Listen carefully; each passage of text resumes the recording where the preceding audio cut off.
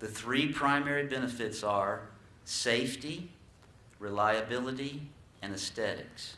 Most people are just interested in the aesthetics, to be honest about it. But safety and reliability is part of it too. And when you study the methodology, the larger your land parcel is, the more you typically pay. If you have underground utilities already nearby your home or to your home, you get a credit for that in the assessment. But anyway, it's worked out, just to give you an example, on Everglades Island, the average assessment cost was about $12,475 per parcel, average. And we do this through internal financing. The internal financing is done where we charge you our opportunity cost for having loaned the money to the project, and so the interest that we lose is the interest that we charge you. And just as an example, Everglades Island, their interest rate for year number 1 was 1.5%, which is pretty good. So what we have is a neighborhood program based upon assessments, and we utilize a petition. So we depend heavily today on what we call a champion for undergrounding. Like I said earlier, people call me, they'll come to the office, they'll come to me at a meeting, and they say, I want my neighborhood undergrounded.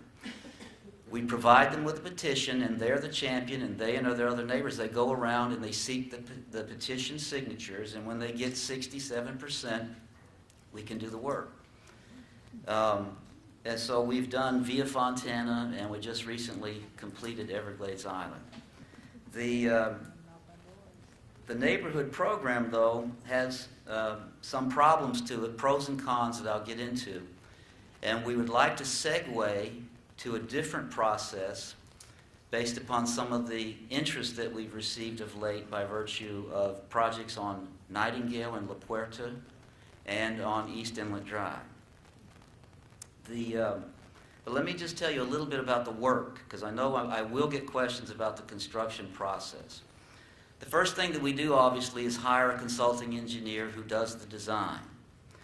And you might say to yourself, well, why do you have to do a design? You have the utility companies. Well, there's two options, basically, in the construction process. One, you can have the utilities do all of the work. By all of the work, we mean do the conduit through the street system up to your house and do the lines that connect to your house. Or you can do it another way. The town or a third party will do the conduit that will be throughout to do the distribution of the system. And then the utilities will do certain parts of the work, such as run the lines or connect it to each individual home. Every time we've done it, it's cheaper if the town does the conduit itself and the utilities do their part. For example, a lot of the jobs that FPL does are only authorized to be done by union employees, so they don't let third parties do that. They only let the unions do it, which ups the cost, by the way. So let me say that the problem with the neighborhood approach, if you step back for a moment and think about it from the town's perspective, particularly from the perspective of the Public Works Department, is that it can interfere with the planned, organized process of updating infrastructure throughout the community. So you can imagine an operation like Public Works. They have a 5-year capital improvement program. Everything is planned out, where they're going to do what. There are ups and downs to that based on things that happen from time to time. But all of a sudden, we're going to do a neighborhood and convert it to underground. And the proper and prudent thing to do at that time is to do all of the other infrastructure work that you want at that same time. Well, that means they have to divert resources and time to something that wasn't in the 5-year capital program. So it's problematic from a workflow, work process point of view if neighborhoods just come here, there, wherever when you're trying to do the infrastructure for an entire town.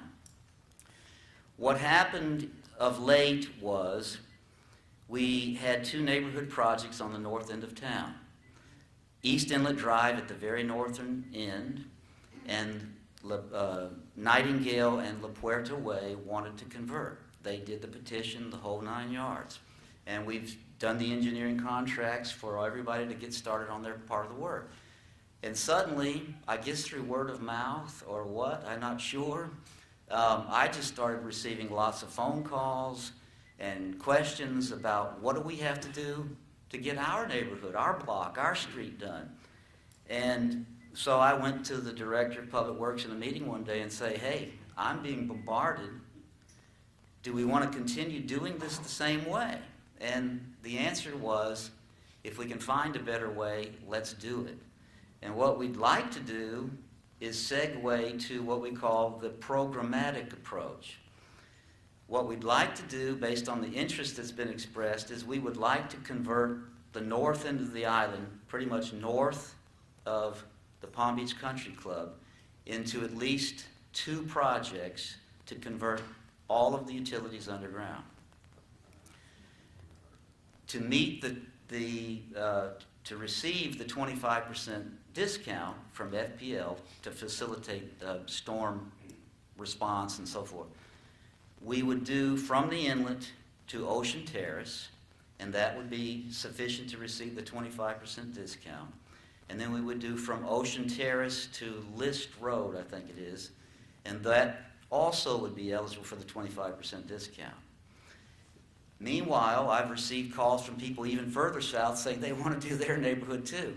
So we can do it, and we'd be happy to, but this is the preferred way we'd like to do it. Now, I mentioned earlier we use a petition, and the petition works out fine and dandy for 1 block or 2 streets, but when you're doing, 3 miles of utility lines, a paper petition is a very cumbersome and inefficient way to go about gauging the interest of the people. So I've been working with the Ordinance, Rules, and Standards Committee of the Town Council to come up with, Mr. Diamond is here, the chair, come up with a way to make it efficient so we can hear whether or not 67% of the people want to do it. So I haven't gone back to them with my proposal yet, but I believe it has to be done by mail.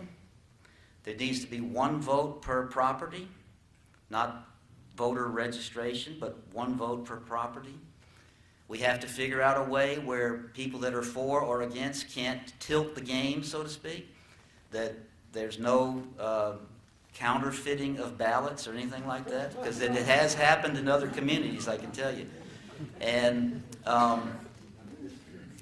then if we are able, if it doesn't pass, we would still be able to say and look at a map and say, well, you know what? This part of the island does want to do it.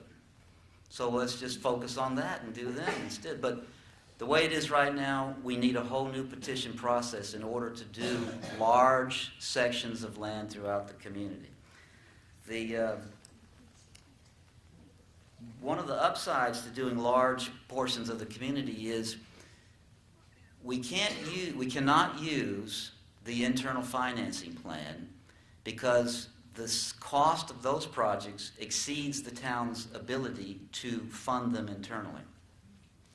Each project that I mentioned earlier for the north end would be about $5 million apiece. Just while I think of it, we estimate that undergrounding is going to run between $12,000 and $18,000 per parcel. Every neighborhood and every street is different, but when we do internal financing, although it has a very, very attractive interest rate, we can only use a 10-year term to pay back. But if we go to the bigger dollar numbers, we can go up to 30-year financing. I ran the numbers using the worst-case scenario of about $18,000, and for over 30 years, it's about $600 per year per parcel at the $18,000 number. Now, in 30 years, you know, the average American, and I'm not suggesting you're average, but the average American, every 7 years, they'll move to another house. So in 30 years, you could have 4 generations of ownership, and you won't end up paying. Because in the assessment program, when you sell the home, the unpaid portion rolls over to the annual tax bill of that new owner, and it's paid off over time, over 30 years. Just to show you, in working with the town's financial advisors, if we did bond financing for 30 years, the interest rate is 5.5% currently, which is pretty good considering it's not full faith and credit of the town of Palm Beach. It's only based upon a pledge to assess. So that's a very good interest rate. If you did 15, it's 3.9, 20 is 4.5, and so forth. But the point being is that we can access different financing if we go with the programmatic program.